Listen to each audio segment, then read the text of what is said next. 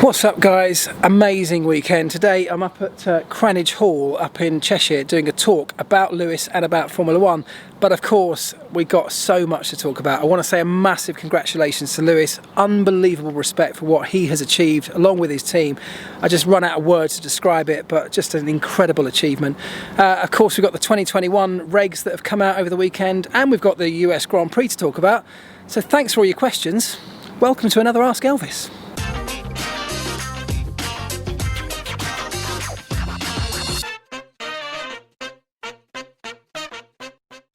Right, what I'm going to do this week is, because I have got a limited amount of time over the course of this week to do videos, so I'm going to do a video today answering your questions as always. I'm going to start by answering a few questions around the race, and then we're going to focus the second half of the video on the 2021 regulations for Formula 1. So let's start with this one from I Am Legend, who says, disregarding Vettel's car failure, why were the Ferraris so slow this race?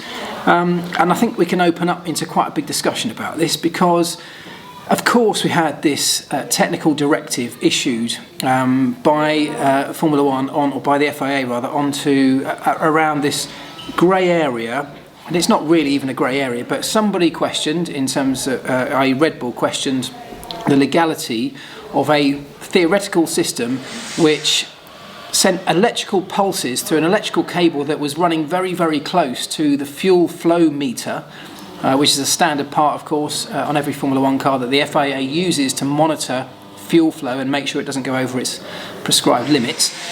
What the question that came in from Red Bull said was, would it be allowed, in theory, to run an electrical cable that might produce electrical pulses that might confuse that sensor in between the times when it's actually taking measurements of the fuel?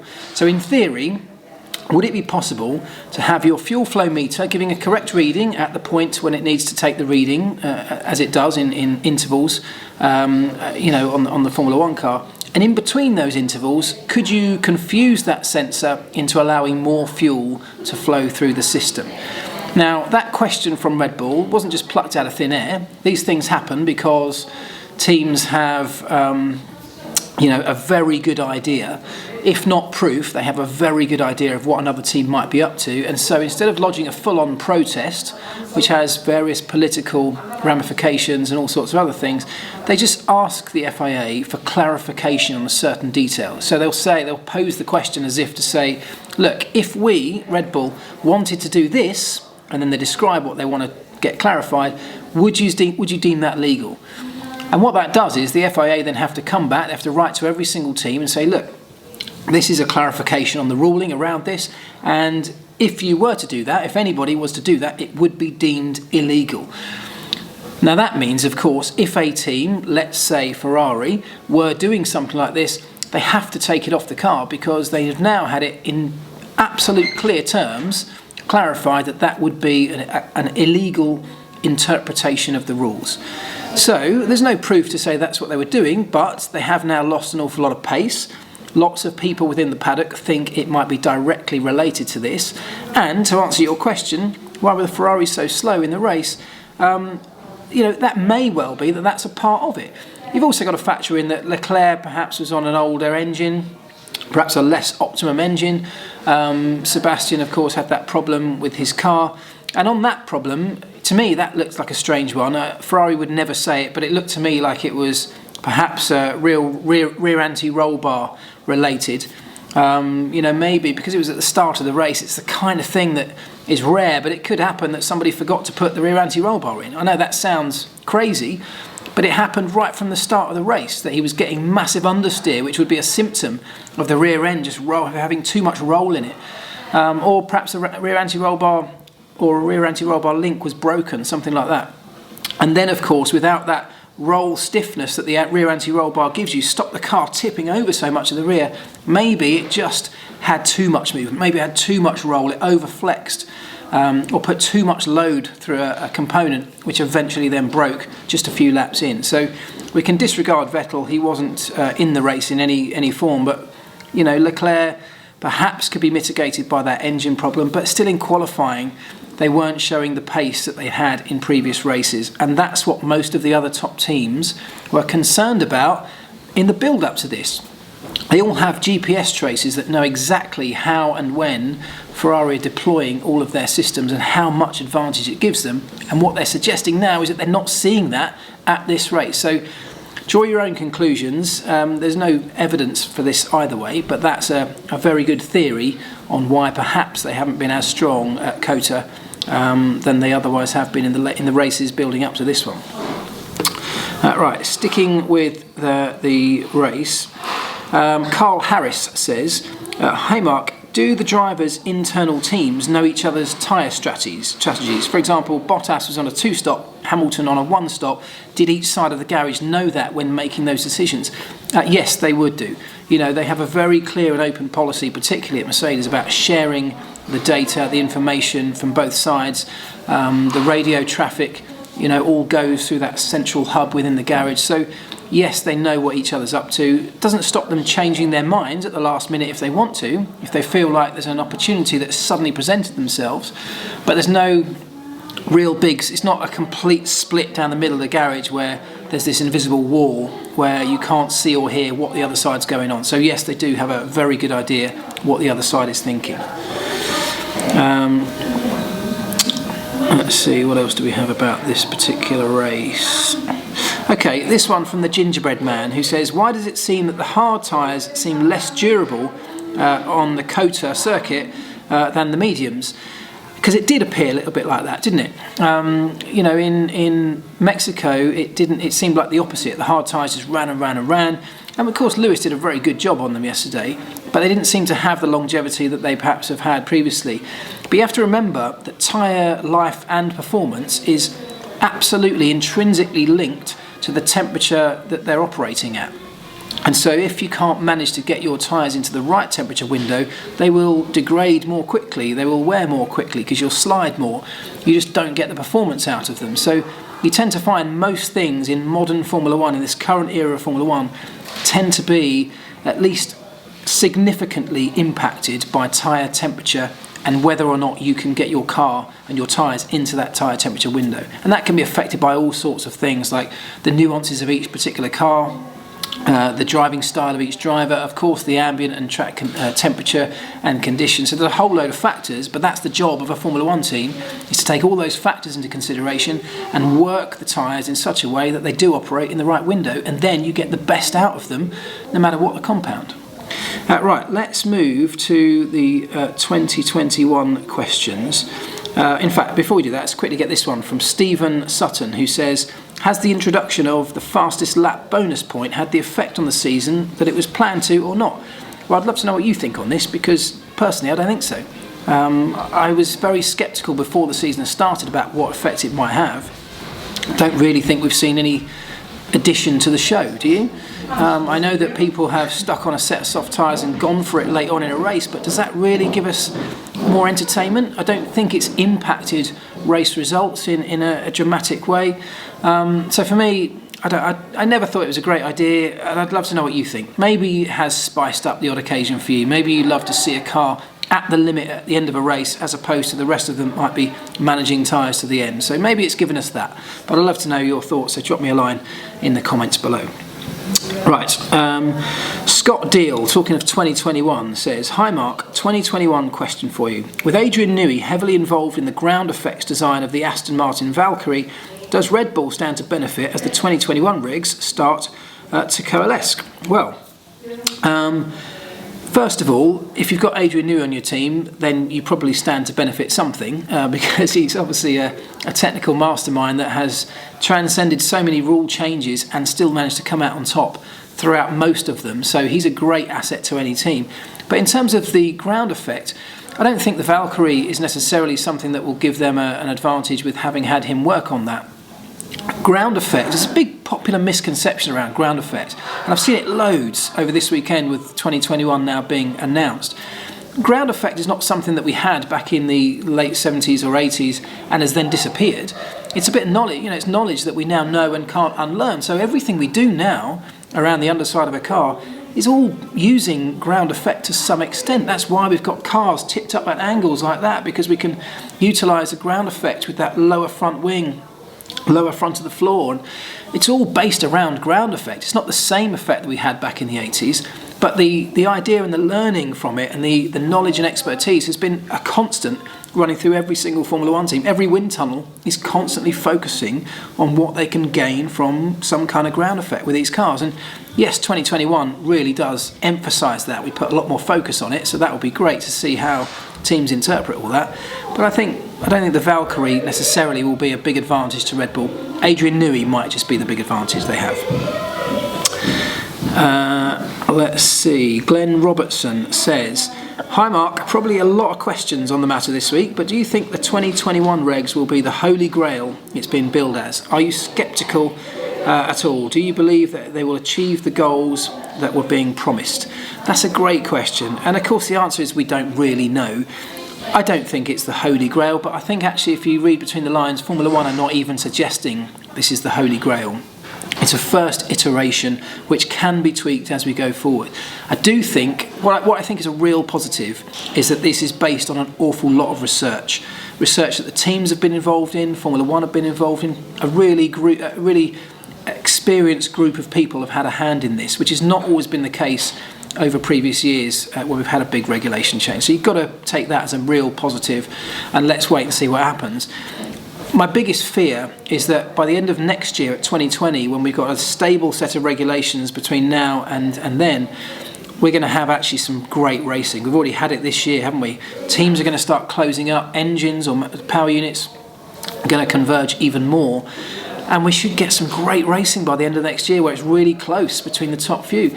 What could happen in 2021, and is almost a high possibility of this, because it's such a massive change, somebody will do a better job than everybody else, and that will mean that one team will end up standing out from the rest, leading from the front, perhaps even being a massive margin ahead of everybody else.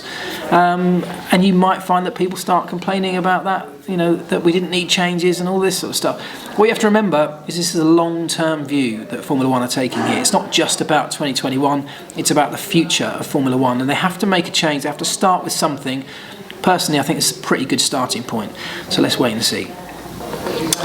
Youngs99 says, "What are your thoughts about the 2021 minimum car weight, 768 kilos? It doesn't include fuel, and in 2008 the car minimum weight was 605. That's 163 kilograms of weight difference." It's mad, isn't it? When you say it like that, that's a huge chunk in just a few short years. It's a real shame that the cars have had to go heavier. It was sort of inevitable, because as soon as we start standardising parts, standardising materials, you take them back from the absolute cutting edge where teams are spending fortunes on saving grams everywhere. So you start to pile on the pounds that way. Also, we've got bigger wheels, lots of standardised components, as I say, that will add weight.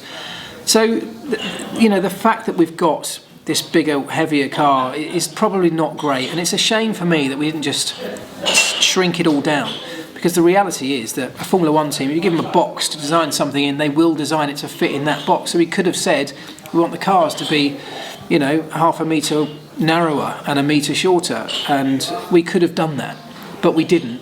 I know it's all centred around aero typically, but we could have just done it and the teams would have had to get around it, and we know they would have gotten around it. So it's a shame that they haven't done that, and I think maybe we can start chipping away at that in the future, but it kind of goes against the idea of cutting costs, because saving weight typically takes a lot of research, takes some cutting edge materials, it takes money at the end of the day, and if we're trying to save it, perhaps this is one of the best ways to do it. So let's wait and see what happens.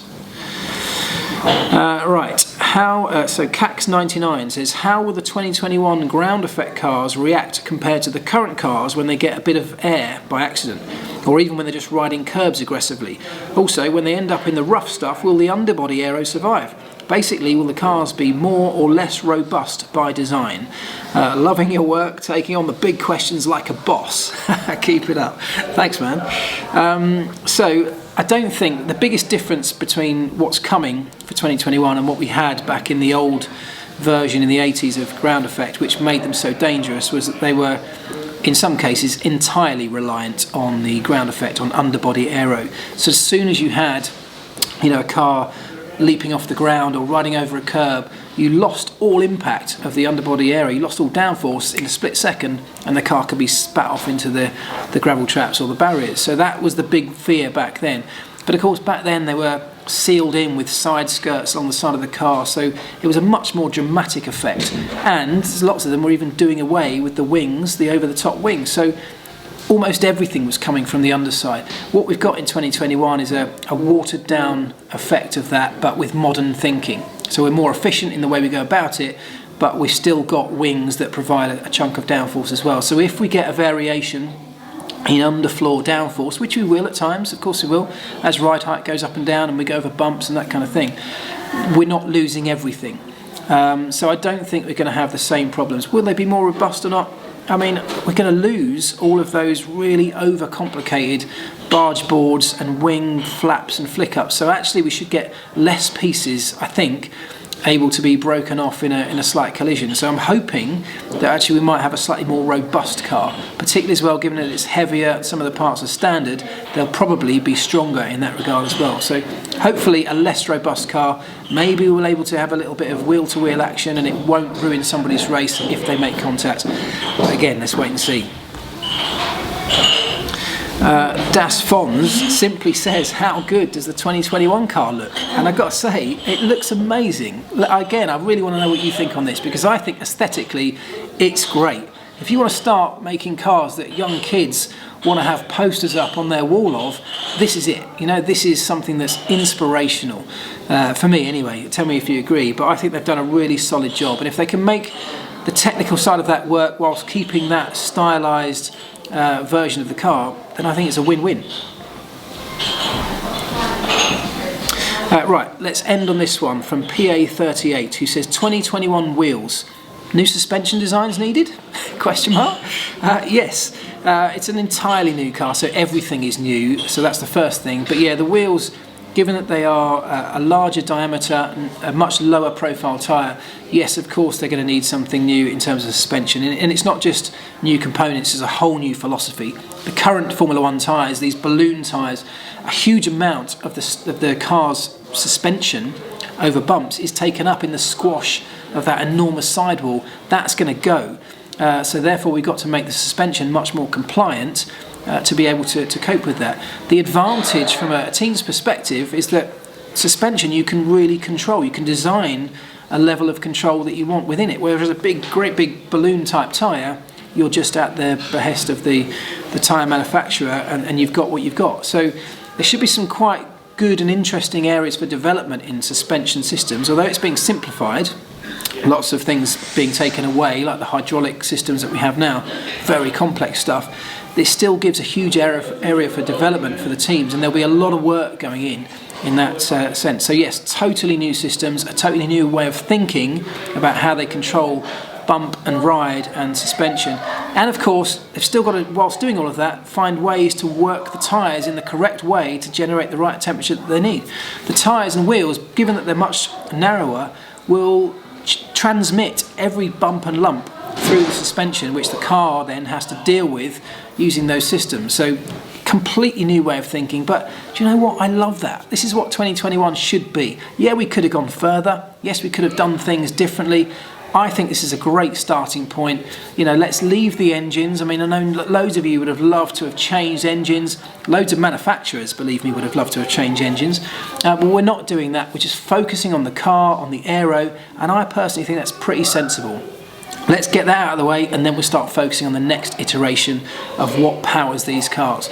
But for now, I think it's a great start. Can't wait to see what happens as the teams really get hold of these designs and start to manipulate them, start to really dig down into how you get the best out of them and see who interprets them in what way.